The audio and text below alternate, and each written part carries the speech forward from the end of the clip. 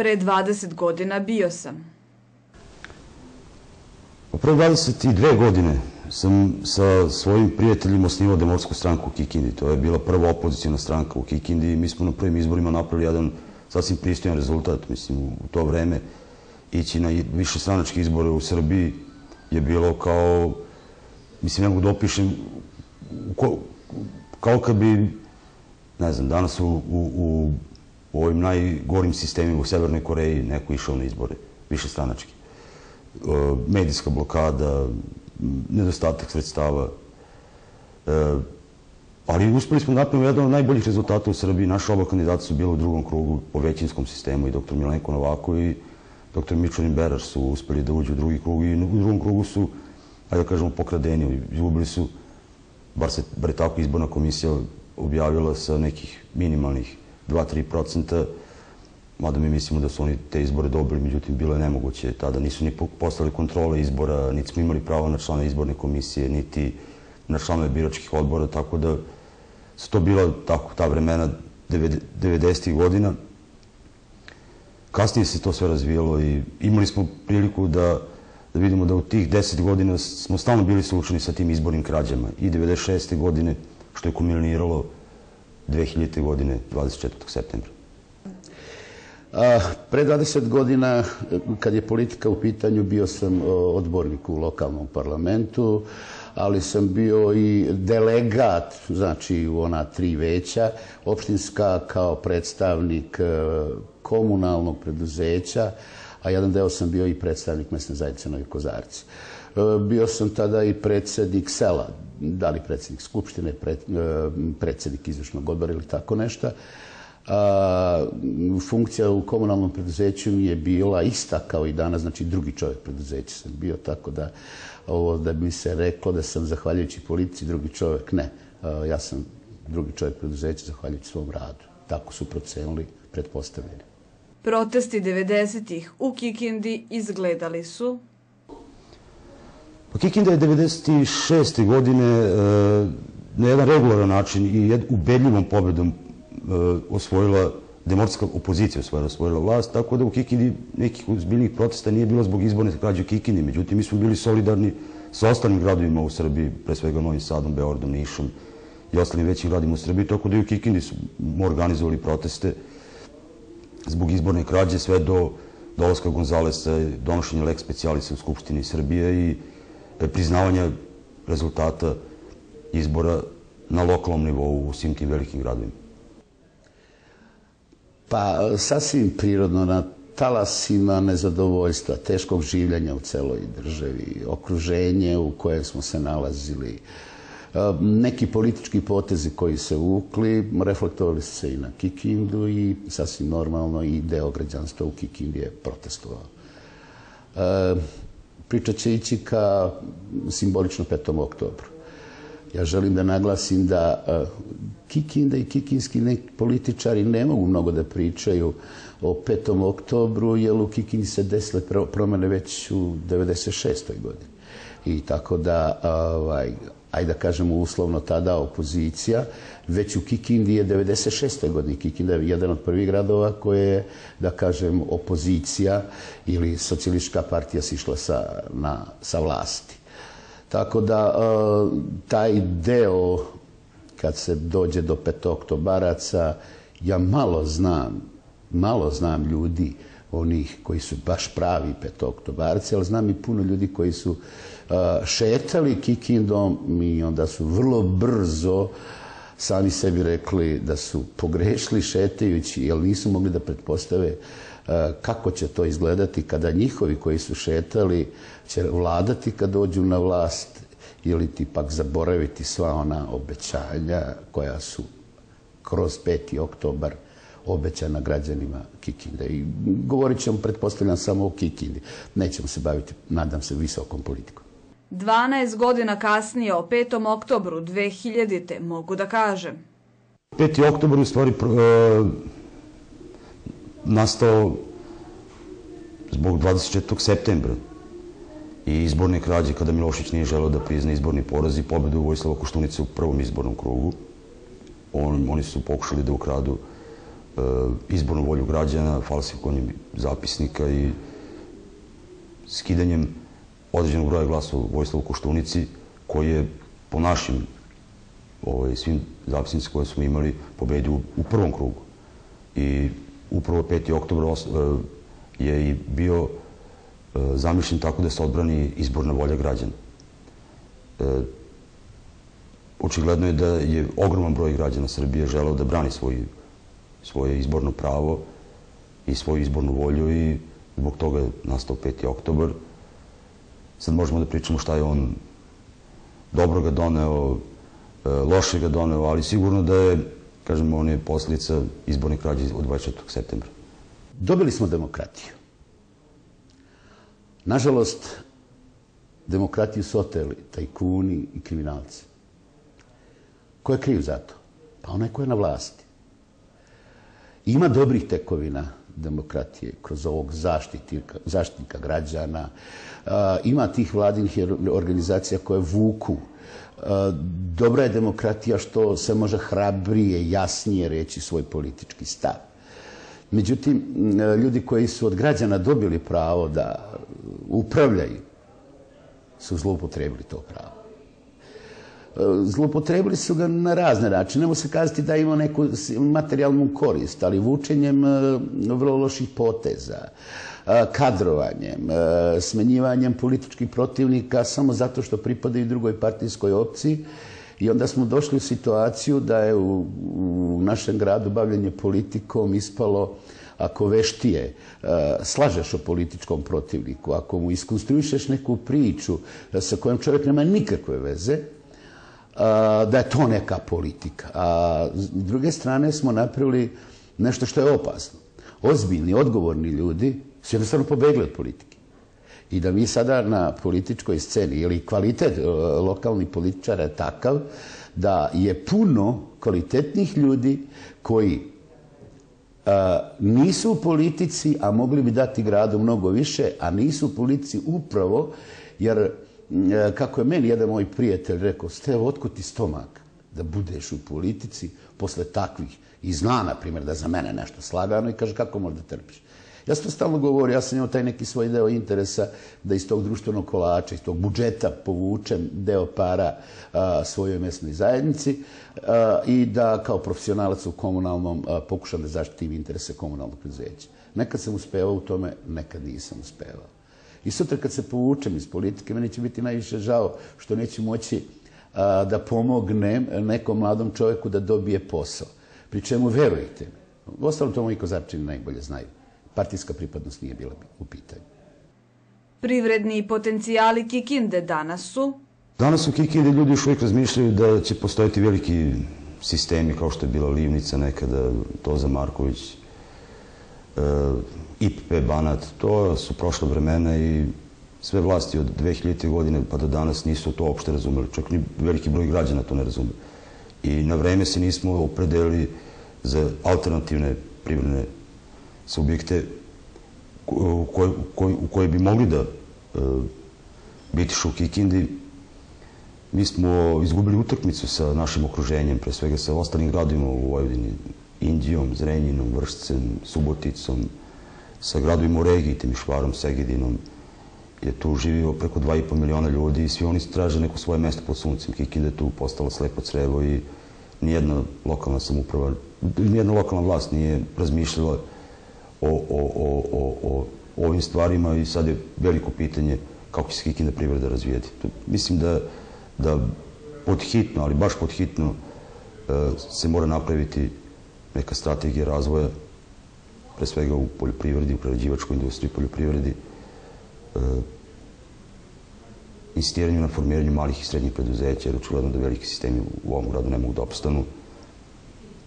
Privredna situacija je takva da je 25% radno aktivnog stanovništva nezaposleno, da imamo 1000 ljudi na obrocima koje kuva narodna kuhinja, što je poražavajuće u jednoj žitnici kao što je Vojvodina ili Kikinda.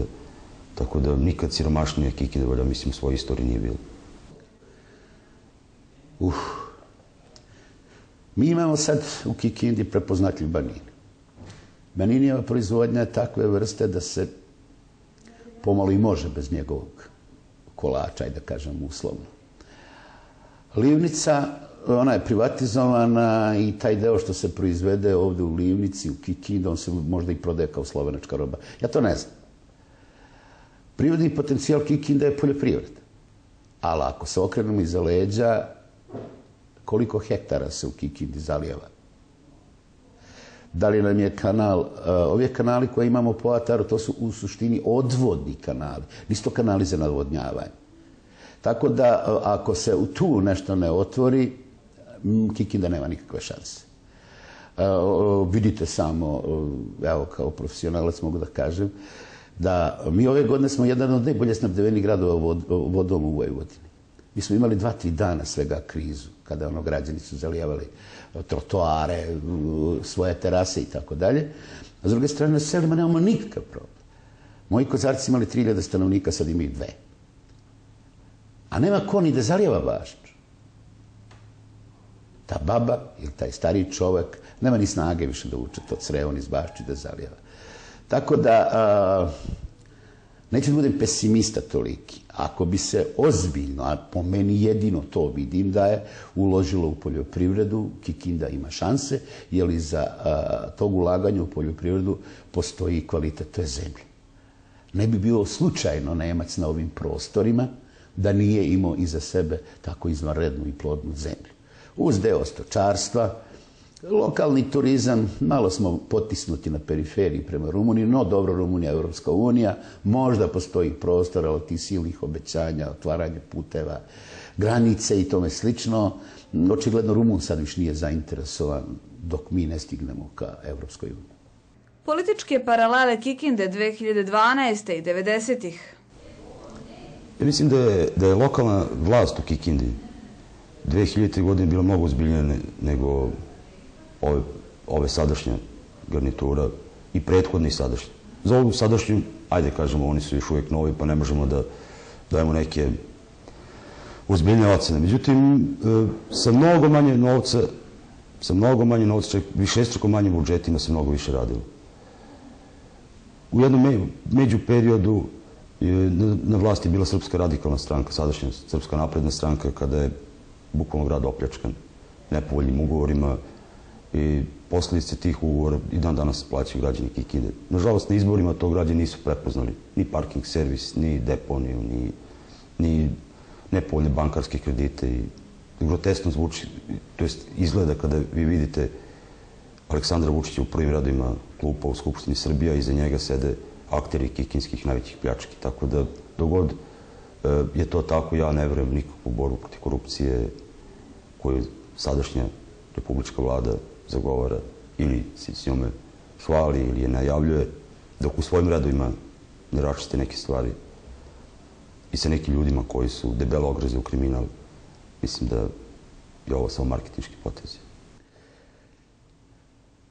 Pa mislim da sam ovako dao odgovor na to u svojim prethodnim promišljanjima. Rekao sam, na političkoj sceni je puno nekvalitetnih ljudi.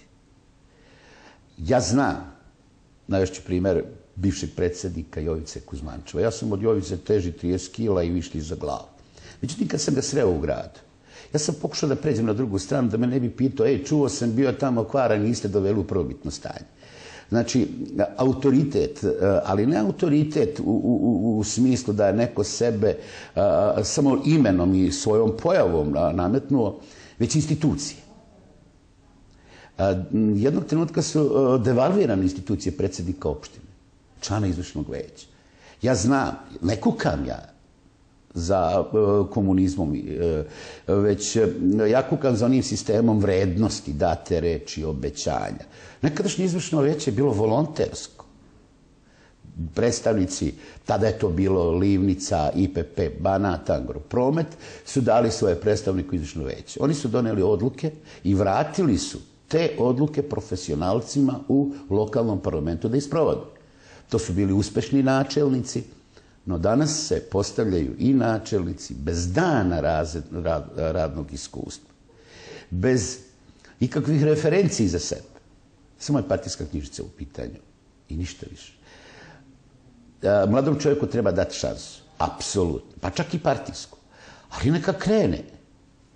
Ja sam krenuo kao referent, priključak, biciklo na teren i napredovao, postao šef, pa postao rukovodioc, pa onda postao drugi čovjek preduzeća. Danas oni nemaju problem nikakav da uđu i da budu direktori. Evo, svež primjer, gledao sam na vašoj televiziji katastrofalne izveštaje o gubicima javnih preduzeća. Toplana. Pre 4 godine, vi se verovatno sećate, je iskazala dobit od 8 miliona. Toplana je u takvoj dubiozi. Da ti radnici 4 godine ne primaju uopšte platu, uopšte da ne primaju platu, oni ne mogu da pokriju gubitak koji je nastao. Da li je morao da nastane toliko? Da li je mora Kikinda da plaća tu cenu gasa, a mogla da plaća onu jeftiniju? Očigledno. Neko nije znao da vuče poteze, da li direktor kao direktor, da li lokalna samouprava koja ga je postavila tamo za direktor. Da li je deo moje odgovornosti u tome? Da, ja jesam bio vlast. Nažalost, 2004. znate vrlo dobro sa radikalima, a usput radikali su imali svoju rezervnu varijantu gdje smo bili preglasavani. Bila je tad borba za stranku, da stranku sačuvamo. I kada sam postao predsjednik, ušao sam u vlast sa 960 glasova, predao sam vlast sa 2400 glasova, sada smo stigli na 3500 glasova. Nismo srljali i po svaku cenu postavili kadrove koji nisu mogli da imaju bar neke referencije za sebe. Mi smo imali tad, ajde da kažemo, 3 direktora, Karaća, Mandića i Braneta Marjanovića, i oni su momci vodili, momci, verovatno će mi reći hvala za ovo, dobro sad taj deo svog posla. Da li se moglo po cenu, da kažemo, izićemo iz koalicije ukoliko nas ne poslušate? Borio sam se kad je budžet u pitanju, svi su pričali o vodi, vaša emisija o vodi serijalu je otvorila dobru priču. Jest da je meni nanela štetu, jer su tu ljudi, lično meni, su ljudi mene identifikovali sa vodovodom i komunalnim preduzećem i vezano sam ja kriv što nema fabrike vode, ali istina se zna da sam ja upravo na toj zadnjoj skupštini tražio da se predvide sredstva od toga. Da se moglo i da se mora raditi više, da se moglo i treba vratiti institucije odlučivanja, da ljudi koji vode institucije, da imaju svoj, pa moram reći, nije to peti gre, već jednostavno neke referencije za sebe da su nešto radili. Niz primjera je loših kadrovskih je niz primjera i sada plaćamo danak tome, a s druge strane ni Kikinda nije mogla da se oslobodi tereta krize i svetske, i srpske, i okruženja, i sada oni gradovi koji se bolje snašli to, sada ja ne pričam o Inđiji i njima sličnim, moglo se uraditi. Znači, postojao je načina. Jeste da su predispozicije Inđije kudikamo jače nego u Kikindi samom lokacijom Inđije, ali su i potezi. Ja se sećam, tada, u doba komunista, Inđija je imala takve poraze, lokalne, da je tada već bila u doba komunista u Inđiji privatizacija. Ako je Brena bila estradna umetnica kroz kikinski nos, i onda je neko rekao, otkud onome nolika plata, i kad su nametli porez, otišla i ona i Miroslav Ilić i Srebrna krila. Govorim, znači, o lošim potezima, a loših poteza je bilo u svim strukturama vlasti. Po meni, od 5. oktobra najviše. Oni koji danas rukovode gradom mogu iz prošlosti da nauče. Da je grad mogao da funkcioniše i sa 450 zaposlenih koji su bili direktno iz budžeta plaćeni. Tu mislim i na predškolsku ustanovu, i na opštinsku upravu, i na razne opštinske agencije. Danas je to preko 700. I taj broj ljudi koji su direktno na budžetu opterećuje dalji razvoj komunalne infrastrukture u gradu, jer preko 5,5 miliona eura, to je skoro više od četvrtine budžeta, odlazi na direktne plate budžetskim korisnicima. Kad bi se to smanjilo na jedan pristojan nivo, svake godine bi oko 2 miliona evra još više ostalo u budžetu, a to je kompletno završetak kanalizacije. To bi značilo da nema potrebe za bilo kakvim zaduživanjima po pitanju fabrike vode. To bi značilo da bi mogo da se ponovo pokrene opštinski fond za male i srednje preduzeće u saradnji sa nekim poslovnim bankama, što smo mi praktikovali od 1996. do 2000. godine. I to bi možda bio neki mali doprinos opštine nekom zamajcu privrede. Mislim da bi se lakše isfinansiralo i ovo udruženje poljoprivrednika koje u Kikindi se teškom mukom bore da pronađu svoje mesto pod suncem, a složit ćemo se svi da nam je poljoprivreda jedna od izlaznih šansi kako da prebudimo zaista ovu krizu u kojoj se grad nalazi. Mogu puno toga da nauče iz prostog razloga što Kikinda je imala kadra. Kikinda je imala kadrove i Kikinda je znala da vuče poteze. Navešću vam jedan primjer, bio sam na nekoj konvenciji gradova komunalaca i trebao sam da popunim upitnik u kojem sam trebao da napišem kako je Kikinda grad. Znate, ono najlakše, srednje razvijen. Vratio sam se nazad i to sam slučajno rekao pred tadašnjim predsjednikom Jovicom Kuzmančević, hteo mi otkinuti glavu. Kikinda je bila 3. grad po razvijenosti u onoj velikoj Jugoslaviji. Mislim da sam sve rekao. Znači, najlakše se uči ako nešto što si čuo od nekoga, neko ko može da ti da dobar savjet, i to kažeš u javnosti, i to kažeš u kampanji, pa sprovedi to. A ne da nisi ni počeo da radiš neki konkretan posao i ti odmah tražiš probleme koji će ti smetati i tražiš nekoga trećeg koji je tebi zasmetao da bi ti uradio nešto što je tvoj posao. I svoj posao ne radiš kako treba, optužujući nekog drugoga ili kukajući na prethodnu vlast.